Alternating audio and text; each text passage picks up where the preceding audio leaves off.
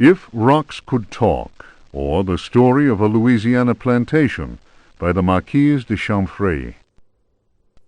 After the criminal selling off of Florida by the foul usurper, my father elected to remain in this inhospitable land, where we were free at least to express our royalist feelings, and hope our country would come to its senses.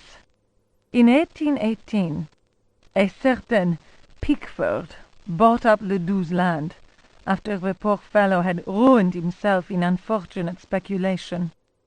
Pickford soon turned out to be the most loathsome human we had ever encountered.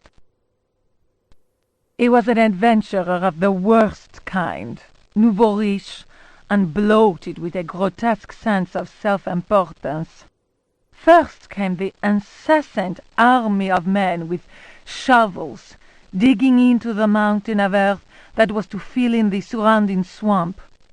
The undertaking was quite stupendous. We learned from a slave that the final objective was to connect the existing caves with another one of gigantic proportions. Racked by a mania of persecution, Elia Pickford constantly fired his workers and hired new ones. He did all he could to keep anyone from learning about his plans. My father was amused and said, "The poor fool will end up getting lost in his own cave." And the walls went up, and tongues started wagging. Our detestable neighbor had been a sailor, a ruffian grown rich on questionable trade. Distasteful stories were told of him.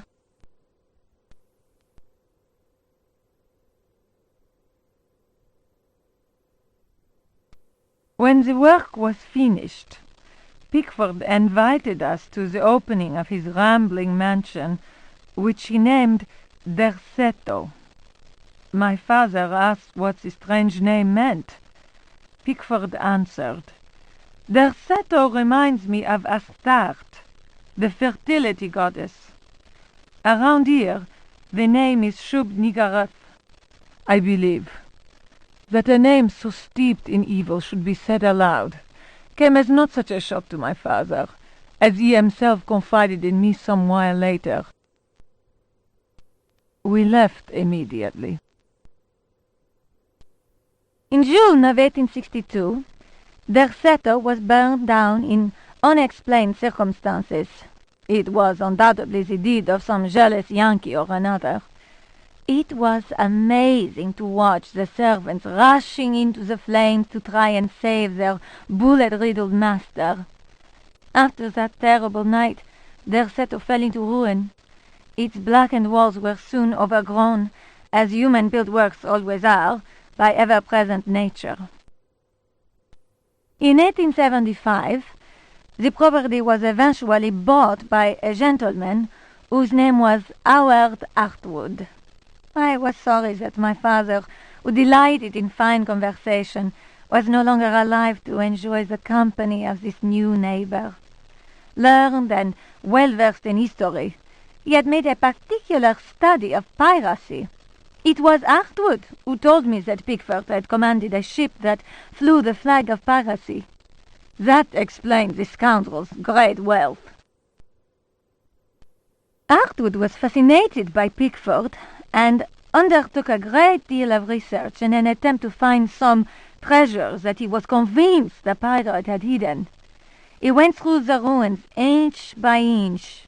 He then had the burnt-out house rebuilt exactly as it had been, and refurbished the library that had miraculously escaped the flames on the night of the Great Fire. Hartwood set about studying every volume in that library, and often talked to me of his research. He was a handsome widower, deeply attached to his son Jeremy, who was later to become a professional artist. Hartwood worked incessantly, first from the room I offered him, then from his own freshly restored home, which he rebaptized Derceto. I imagine he hoped to enlist the help of the god of good fortune in his treasure hunt. As far as I have ever been able to tell, all his searching came to nothing. There were no lost treasure to be found at Derceto. I learned of Artwood's death while I was in Paris. But that, as they say, is another story.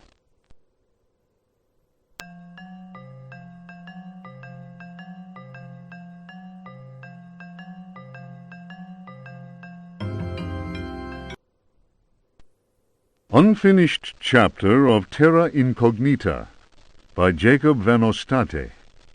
A hitherto unpublished fragment of the manuscript unearthed following indications furnished in the Vatican Library's Expurgatory Index.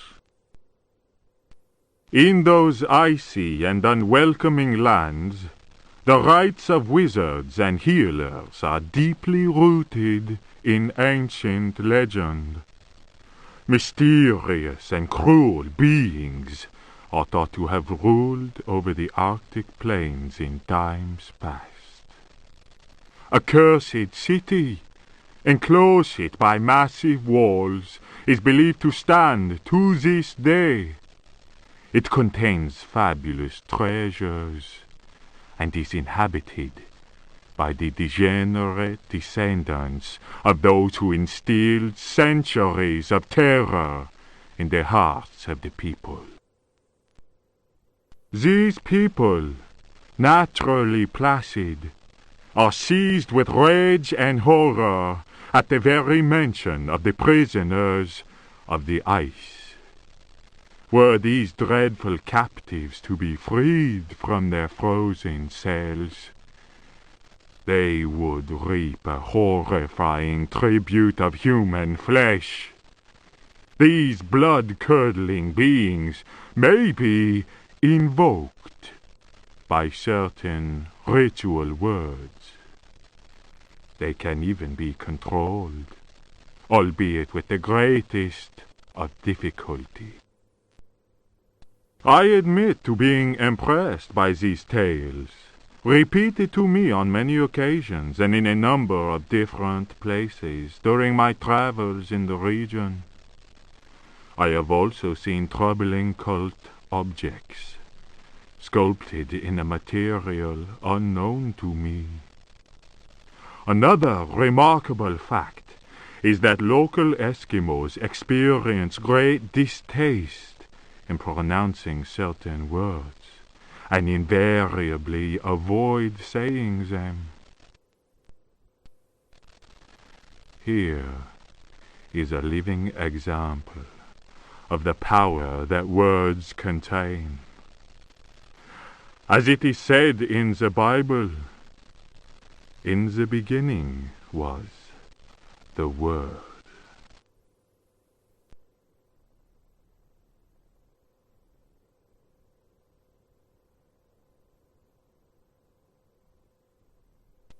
The Sons of the Sun and of the Shadows.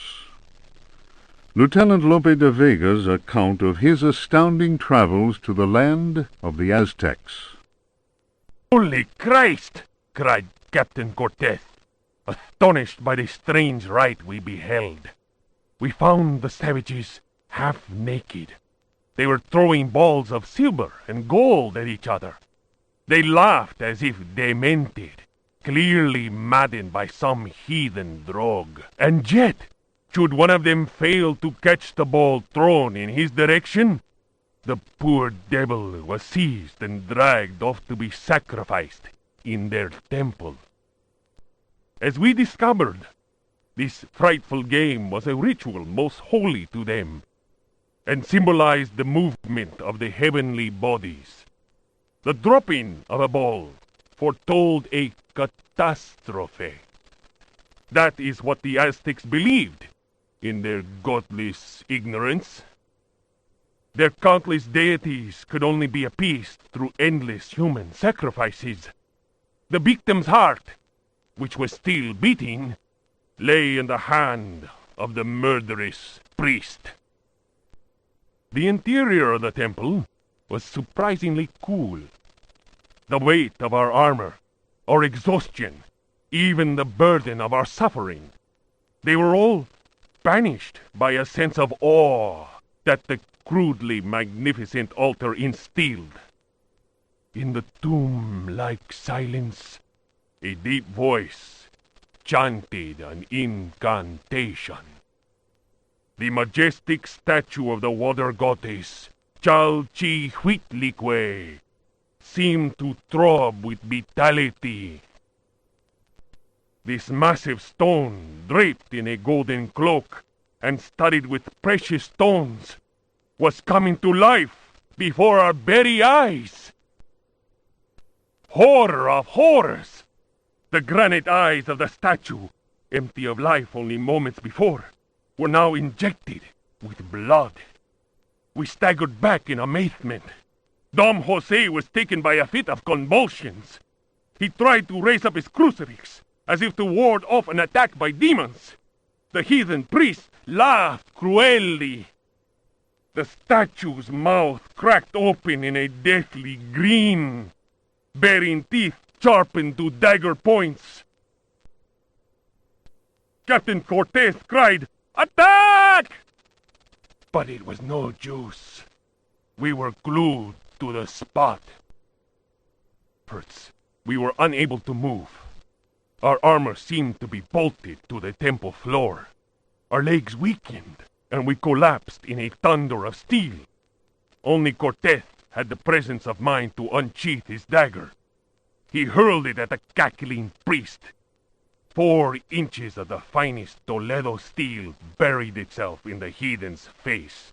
His blood spurted, splashing the now lifeless idol. We picked ourselves up with difficulty. Never will I forget that terrible moment. My companions, naturally enough, told tales of devilish enchantments cast upon our armor. Whatever the truth of that, I could not deny that the supreme god of the fourth universe had treated us as mere playthings. I am convinced that a terrible energy is yet contained within that heathen statue. A power strong enough to change a proud conquistador into a helpless puppet. Drawing of Chalchihuitlicue by Dom Jose de la Sierra, done before the destruction of the Aztec temple of Tenochtitlan.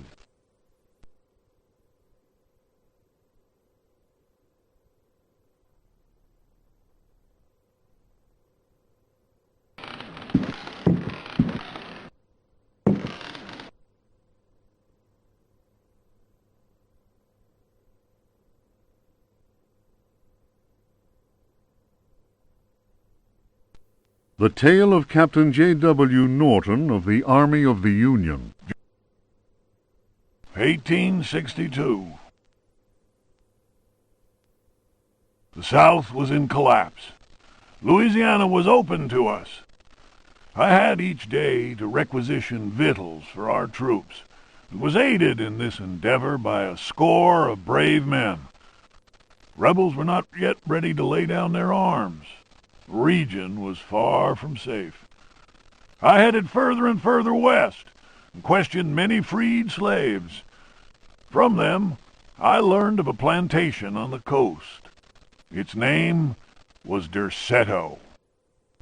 We received a less than hearty welcome. Only Pickford, the owner, behaved in a friendly manner.